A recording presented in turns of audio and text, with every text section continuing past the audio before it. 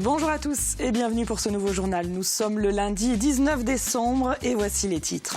Dernière ligne droite avant Noël. Il y avait beaucoup de monde ce week-end dans les magasins.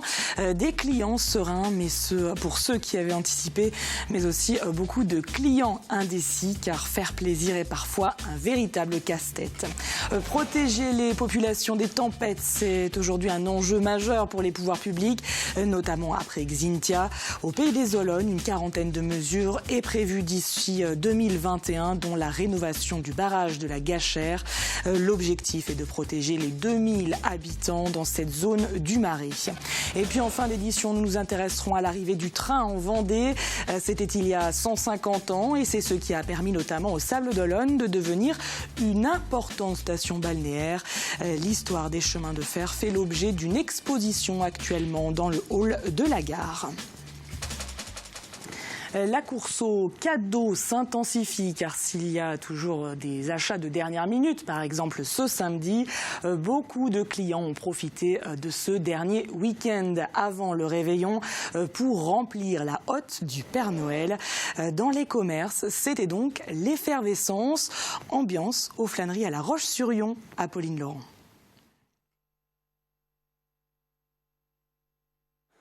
Cadeaux, idées cadeaux, Noël, ces mots sont partout et vous rappellent qu'il faudra déposer un cadeau au pied du sapin ce dimanche. Comme tous les ans, le dernier week-end avant Noël est synonyme de forte affluence dans les magasins. Et comme tous les ans, certains s'y prennent à la dernière minute. C'est la course, mais on s'en sort. Pas trop d'idées, c'est un peu plus compliqué mais... On cherche. On ne trouve pas tout ce qu'on veut, malheureusement, on s'y prend un peu tard. C'est improvisation totale. Beaucoup de jeux et on est un peu perdu là. Livres, jouets, vêtements, décorations, il y a l'embarras du choix. Mais justement, il faut rivaliser d'imagination pour trouver le cadeau idéal qui saura faire plaisir. Et si la course au cadeau peut être un peu stressante pour certains, pour d'autres c'est une formalité. On cherche un peu en loisir créatif pour les enfants. Et on est sur le point de trouver, donc ça va être dans 5 minutes, ce sera fini. Voilà. Très détendu. On s'y prend à l'avance, donc ça se passe très très bien. J'avais déjà anticipé en début de mois, donc là, plutôt sereine pour terminer mes cadeaux. Du côté des commerçants, ce dernier rendez-vous avant Noël est un incontournable, car c'est à cette période qu'ils réalisent la majeure partie de leur chiffre d'affaires annuel. Dans les magasins de jouets, c'est parfois même jusqu'à 60% du chiffre d'affaires. Depuis 2 semaines, du coup, c'est vrai que l'accroissement est énorme. Et du coup, oui, là, on se rend compte que vraiment, Noël, les gens ne sont pas forcément impactés par l'économie actuelle ou quoi que ce soit. Ouais. Enfin, c'est vraiment important et les gens, je pense, veulent conserver cette féerie de Noël avec les achats. Ouais. Ça reste les gros rushs, ça reste vraiment la période où justement on a le plus d'entrées magasins et c'est surtout la période où on est le plus nombreux aussi pour pouvoir satisfaire nos clients. Cette année, le budget moyen des Français pour Noël est en légère augmentation. Avec un panier moyen de 360 €, cadeaux et repas compris, Noël reste une fête où faire plaisir prend le pas sur l'économie. Nous vous en parlions dans une précédente édition. Alors qu'ils étaient 9 sur la ligne de départ, seuls 7 candidats à la primaire de la gauche ont obtenu suffisamment de parrainage. Benoît Hamon, Arnaud Montebourg, Vincent Payon, Manuel Valls, Jean-Luc Benamias, François de Rugy et enfin la seule femme en lice, Sylvie Pinel, participeront donc à cette consultation. Une consultation qui aura lieu les 22 et 29 janvier prochains et qui vise à désigner un candidat à la présidentielle. Et puis toujours au chapitre politique, la commune de Puyraveau a un nouveau maire. Suite à la démission de 10 élus du conseil municipal, dont l'ancienne maire Michèle Girard, il a fallu organiser de nouvelles élections. Et c'est donc l'ex-premier adjoint René Lemoine qui a été élu nouveau maire de la commune. 8 711 postes d'enseignants vont être créés pour la rentrée 2017. Annonce faite par Najat Vallaud-Belkacem vendredi. Car chaque année, au mois de décembre, le ministère de l'Éducation nationale dévoile en effet la carte scolaire pour la rentrée suivante. Dans l'académie qui nous concerne, celle de Nantes, vous le voyez, 373 postes vont être créés pour le premier degré, soit la maternelle et le primaire, 152 donc postes pour le premier degré. En bref, nouveau décès sur les routes vendéennes ce lundi matin. Une voiture a été retrouvée dans un étier. Un homme d'une 60aine d'années est décédé. Cette année 2016 a été marquée par une augmentation du nombre de tués sur les routes, plus 45% par rapport à l'an dernier. La tempête Xynthia a laissé des traces de son passage dans le pays des Olonnes. Le barrage de la Gachère a notamment souffert. Il faut dire que cet ouvrage date du milieu des années 20. Sa réfection était donc nécessaire. Les travaux devraient s'achever au printemps. C'est le plus important chantier parmi la quarantaine de mesures prévues d'ici 2021 dans le cadre d'un plan de défense contre la mer. Un plan dont le budget est estimé à 5 millions d'euros. Les explications de Samuel Grasset. Cela faisait 90 ans que la Gachère n'avait pas connu de tels travaux depuis le milieu des années 20, date de la construction du barrage. Un ouvrage qui a subi les assauts du temps, mais aussi de la mer. Xynthia et les tempêtes qui ont suivi ont fragilisé le barrage. Il y avait une grande urgence à faire ces travaux. Chaque hiver, on croisait les doigts pour que la tempête ne soit pas trop grosse et ne fasse pas tomber cet ouvrage, parce que le danger, c'est que si les portes restent ouvertes, la mer s'engouffre et c'est pas une petite inondation, c'est des centaines et des centaines de foyers qui risquaient d'avoir de l'eau très haut, et donc ça menaçait la sécurité des personnes. Avec ce nouvel ouvrage reconstruit à neuf, avec les nouveaux épis, la nouvelle écluse, les nouvelles portes, on garantit la sécurité des habitants pour au moins 50 ans. Depuis le mois de septembre, plusieurs chantiers ont donc été lancés. Le barrage en béton, en mauvais état, fait l'objet de travaux de reconstruction et de consolidation. Le système des vannes et des portes a également été revu pour assurer à l'avenir une meilleure gestion du niveau d'eau. Face à la mer, les épis, eux, vont être surélevés et renforcés. Ces murets permettent de casser la houle et de réduire donc les risques de submersion. Des travaux très attendus car la Gachère assure la protection de quelques 2000 personnes habitant Olonne, l'île d'Olonne ou Brême-sur-Mer. Techniquement, on avait un barrage qui fonctionnait, on se demandait des fois comment ça allait fonctionner ou pas. Et ensuite, on avait une étanchéité qui était ridicule. On voyait les niveaux baisser malgré nous, alors, ou augmenter aussi dans l'autre sens. Et ça, rien que ça, c'est vraiment une avancée formidable pour tout le monde. Et les propriétaires de marais et les habitants, complètement rassurés. Ces travaux doivent encore durer 2 à 3 mois. Coût du chantier, près de 2,6 millions d'euros. Un montant pris en charge à 70% par l'État, la région et le département. Et eux aussi ont souffert de la force de la mer et des vents. Les skippers du Vendée Globe, Thomas Ruyant et Stéphane Le Diraison, ont été victimes d'avaries. Le nordiste, tout d'abord, est entré en collision avec un ovni dimanche dans l'après-midi. Résultat, une voie d'eau et un safran cassés. Son bateau est sérieusement endommagé. Le skipper du Souffle du Nord pour le projet Imagine n'avait pas demandé d'assistance ce lundi après-midi. Il essaie de rallier la Nouvelle-Zélande et a la possibilité de demander du secours à tout moment. Les dégâts à l'avant du bateau se dégradent. J'ai la coque qui est en train de s'ouvrir, les varangues qui se décollent de partout.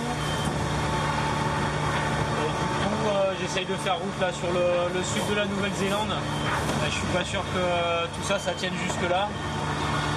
Voilà. Ce qui est bien, c'est que je suis à portée d'hélico. Donc ça c'est assez rassurant, j'ai juste à appuyer sur un bouton et on vient me chercher. Voilà. Après la cellule de vie n'est pas touchée, donc avec mes portes étanches, voilà, je suis bien à l'abri. Et puis Stéphane Le Diraison a passé les pires heures de sa vie, selon ses mots. Samedi dans la nuit, il a dématé. Les dégâts sont également impressionnants.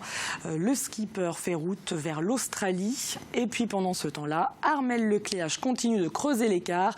Il est toujours en tête de course et il a maintenant plus de 500 000 d'avance sur le deuxième, Alex Thompson. Et puis toujours en mer, mais cette fois-ci Thomas Coville, qui tente d'établir un nouveau record du Tour du Monde en solitaire sur un multicoque, a franchi dimanche l'Équateur avec 6 jours d'avance sur la marque de référence établie par Francis Joyon en 2008. Le skipper est attendu entre le 26 et le 28 décembre à Brest. En football, les Herbiers se sont imposés vendredi soir face à Dunkerque 1-0 grâce à un centre de Peugeot qui a permis à Sarre de marquer. Une belle opération des Herbretais qui remonte de 3 places. Ils sont désormais 11e au classement. Une satisfaction pour le coach Frédéric Reculot. Écoutez. C'est une belle victoire. Ouais, je pense que les garçons ont été récompensés de leur effort et de la qualité de jeu qu'ils ont pu essayer de mettre en place. C'était pas facile, les conditions étaient difficiles, mais je pense que cette équipe herbrettaise ce soir a été ambitieuse et elle a été récompensée. Ouais. Donc forcément, le fait de ne pas prendre de but, d'avoir eu une animation défensive assez performante. Et puis je pense qu'on aurait pu malgré tout, sur 2 ou 3 opportunités, peut-être aller chercher ce 2-0 avec beaucoup plus d'ambition. Mais bon, on va pas non plus être dans l'excès, mais non, ça reste intéressant ce soir. Reste un match avant la trêve, mercredi face à Chambly. Et on referme cette page de sport avec du ring hockey. Ce week-end, la Vendéenne affrontait les Italiens de Bregance qui ont ouvert le score dès la première minute de jeu. Mais les Vendéens ne se sont pas découragés et la partie s'est finalement terminée sur un match nul à 6-6. Une déception pour le coach qui a relevé des lacunes en défense. Depuis 4-5 semaines, on a beaucoup de difficultés à défendre notre but et puis à tenir un match. Et là, contre Bregance, ça se paye très cher. Je pense qu'eux ont bien joué le coup. Et puis nous, on n'a pas su couper les transitions comme il fallait, être présent sur les shoots parce qu'on prend des buts sur des shoots hors surface et dans surface. Beaucoup en fait, de lacunes défensives, mais qui ne sont pas dues à un relâchement à la mi-temps, je pense pas. En bref, le site de Tiré a été labellisé centre culturel de rencontre. La Commission nationale qui décerne ce label s'est prononcée favorablement le 12 décembre dernier sur la candidature de Tiré, qui était portée notamment par William Christie.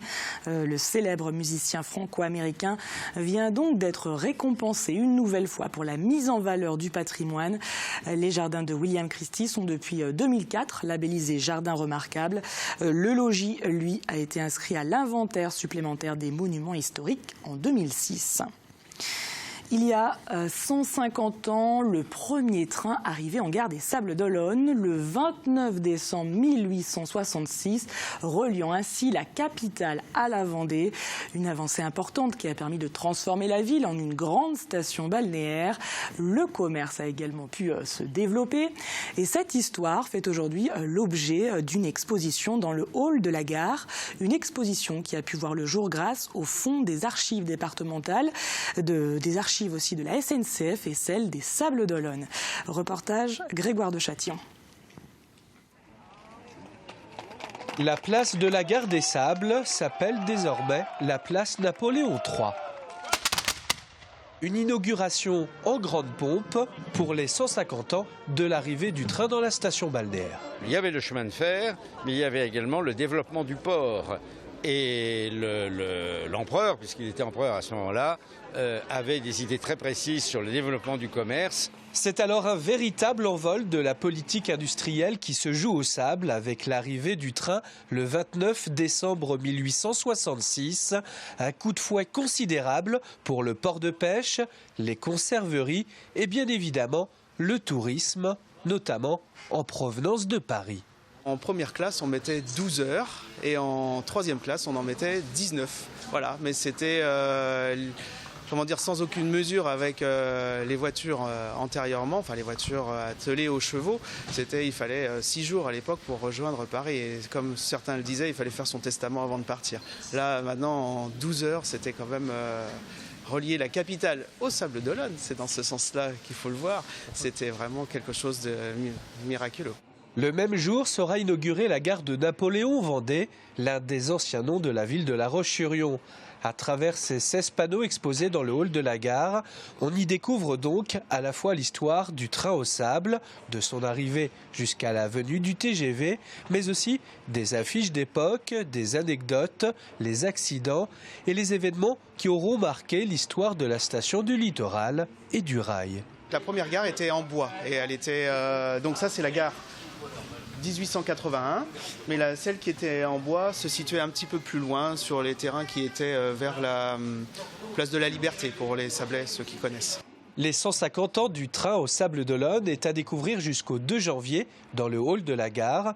L'exposition déménagera ensuite à l'hôtel de ville et sera visible jusqu'au 22 janvier 2017. Regardons à présent les prévisions météo. Ce mardi, le ciel s'annonce un peu plus lumineux, même si les nuages seront encore bien présents sur l'ensemble du département. Côté température, il fait froid, très froid. Attention le matin aux gelées. Fanny Poirier vous détaille bien sûr ces prévisions dans un instant. Quant à nous, on se quitte avec ces images tournées au Bourg-sur-la-Roche où une exposition de maquettes de cirque est proposée jusqu'au 23 décembre à la Maison de Quartier. À demain pour un nouveau journal.